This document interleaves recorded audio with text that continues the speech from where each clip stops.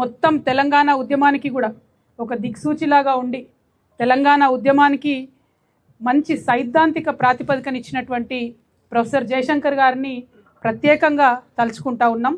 వారిని గత 12 సంవత్సరాలుగా మనము హైదరాబాదులో విగ్రహం పెట్టి గౌరవించుకోలేకపోయినాం.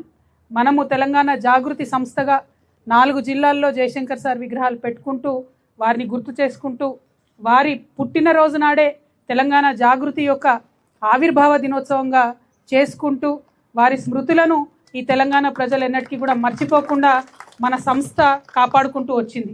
అందుకనే తెలంగాణ జాగృతి నుండి ప్రభుత్వానికి మేము ఒక విజ్ఞప్తి చేసినాము. ఇవాళ మరొకసారి మేము ఆవిర్భావ దినోత్సవ సందర్భంగా తెలంగాణ ప్రభుత్వానికి రాసినటువంటి లేఖలు ఇచ్చినటువంటి డిజైన్లను చూపిస్తా ఉన్నాను. నేను ప్రొఫెసర్ జయశంకర్ గారి విగ్రహాన్ని ఈ విధంగా ఉండాలి అని చెప్పి మేము ఇప్పుడు కాదు 2014 నుండి ప్రయత్నం చేస్తూ వచ్చినాం. ఆనాటి ప్రభుత్వం పట్టించుకోలేదు.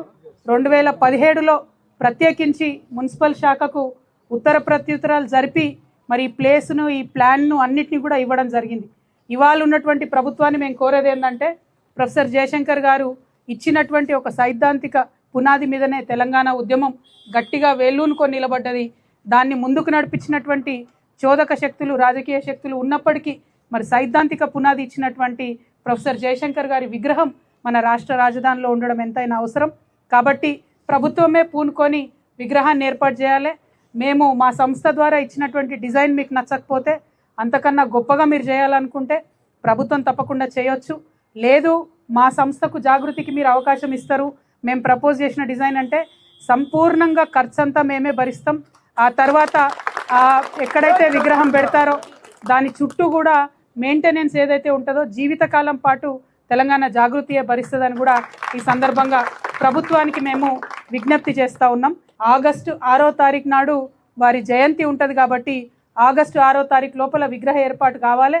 అంటే ఇమీడియట్గా మరి మాకు దీనికి పర్మిషన్ ఇవ్వండి, లేదంటే ప్రభుత్వం నుంచి అన్న పెట్టడానికి చొరవ తీసుకోమని చెప్పి నేను ప్రభుత్వాన్ని డిమాండ్ చేస్తూ ఉన్నాను. మరి మున్సిపల్ శాఖ మంత్రి గారు ముఖ్యమంత్రి గారు ఉన్నారు కాబట్టి నిన్ననే మా ప్రతినిధులు వెళ్ళి మున్సిపల్ శాఖకు ఈ లేఖ ఇచ్చి రావడం కూడా జరిగింది.